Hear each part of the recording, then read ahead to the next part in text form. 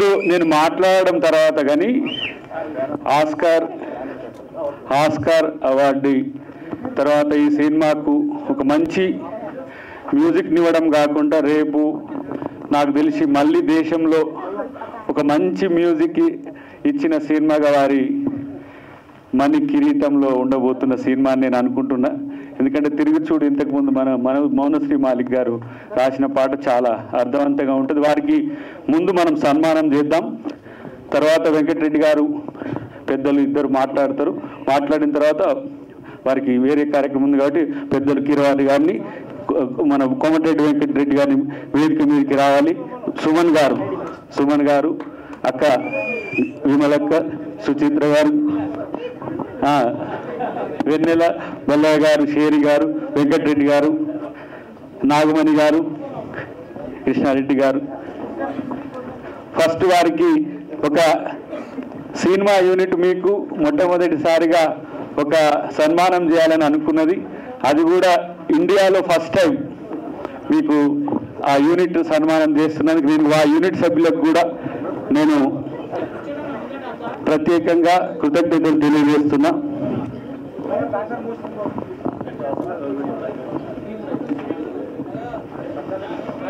అయితే ఒక్కటి ఈలోగా నేను మాట్లాడేది ఉంటే ఒకటి అయిపోతుంది, ఒక పని కూడా అయిపోతుంది.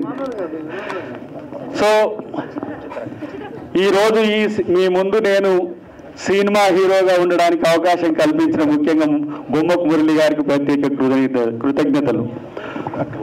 ఈరోజు ఈ సమావేశానికి నేను వస్తా అని చెప్పి సమయాన్ని సైతం ఇవ్వడమే కాకుండా నిరంతరం తన యొక్క ఆలోచన ఇటువైపు పెట్టిన మా డైనమిక్ లీడర్ కోమటిరెడ్డి వెంకటరెడ్డి గారు, ఆయన ఈ రాష్ట్రంలోనే కాదు ఉమ్మడి ఆంధ్రప్రదేశ్లో ఒక మనసున్న మంచి నాయకుడే కాదు, అన్నిటికంటే పేదల యొక్క పెన్నిదిగా చాలా పెద్ద పేరున్న మా అన్నలాంటి ఒక కుటుంబ పెద్ద. మా ప్రభుత్వంలో కూడా మా ముఖ్యమంత్రి గారు కూడా ఆయనను అన్నగా చూస్తారు.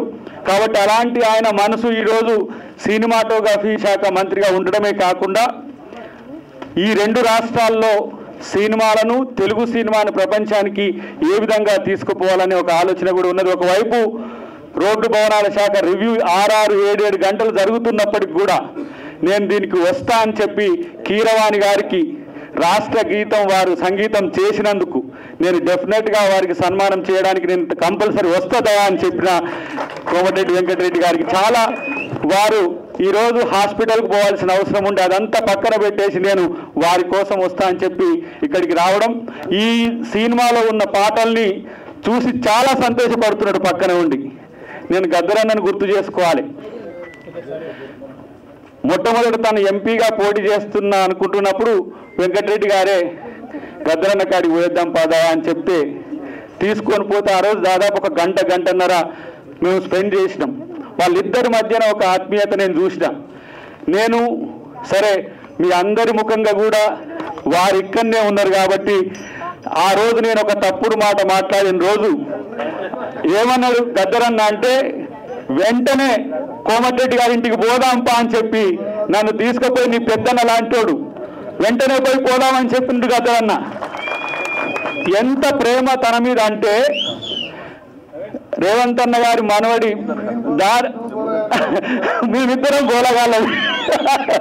ఆ రోజు గద్దరన్న ఆయన మీద చూపించిన ప్రేమ అలాంటిది ఎప్పుడు కూడా నీతో మంచిగా ఉండే వ్యక్తితో ఉండమని చెప్పిండు. అదొకటి సరే, అదొక దృష్టాంతం పోయింది. కానీ నేను చెప్తున్నా ఈరోజు తెలుగు సినిమాను తన చేతులతో, తెలంగాణ సినిమాను, తెలుగు సినిమాను తన చేతులతో ఎంతో పెద్ద ఎత్తున తీర్చిదిద్దడానికి ఒక డ్రీమ్ ఆయన కంటున్నాడు. అటు ఆంధ్రప్రదేశ్లో సినిమా పరిశ్రమ స్థిరపడ్డా, ఇక్కడ స్థిరపడ్డా కూడా రెండింటిని కూడా ఏ విధంగా తీసుకుపోవాలనే ఉద్దేశంతో ఉన్నాడు. కనుక సినిమా గురించి ఒక్క ముచ్చట చెప్పి నేను ముగిస్తా. నాకేమో యాక్టింగ్ రాదు, నన్నేమో హీరో చేసిండు. ఇక నా పానం ఎట్లున్నదంటే ఏది ఇంగ్లీష్ రానని కాడే తెలుగు మాట్లాడుతూ నేసినట్టున్నది.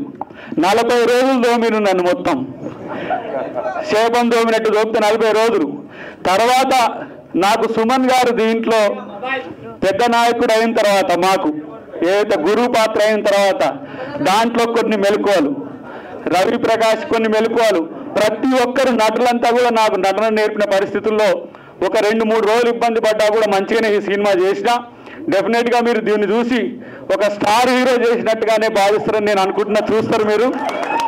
కానీ ఈ సినిమా బొమ్మక్ మురళి గారు కరెక్ట్గా దాన్ని కన్వే చేసిండో లేదో కానీ భారతదేశంలో ఇలాంటి సినిమాలు రావాల్సిన పరిస్థితిని రేపు వస్తుందని నేను అనుకుంటున్నా. ఈ సినిమా తర్వాత సమకాలీన రాజకీయాలను, భారతదేశ చరిత్రను పూర్తిగా ఏ విధంగా ఉన్నాయని చెప్పి భారత సమాజానికి అందించడానికి దాదాపు 5 భాషల్లో ఈ సినిమా తను నిర్మించిండు.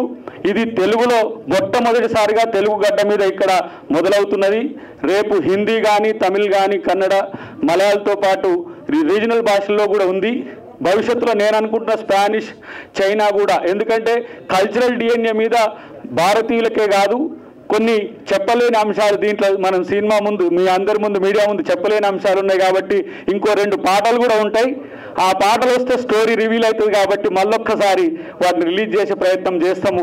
కాబట్టి ఈ సినిమా చూడమని చెప్పడం కాదు, కంపల్సరీ మీరు ఈ సినిమాను చూస్తారు, తర్వాత మమ్మల్ని అప్రిషియేట్ చేస్తారని చెప్పి తెలియజేస్తూ ఈరోజు ప్రతి ఒక్కరి ఇక్కడికి వచ్చిన ప్రతి ఒక్కరికి కూడా ప్రత్యేక కృతజ్ఞతలు.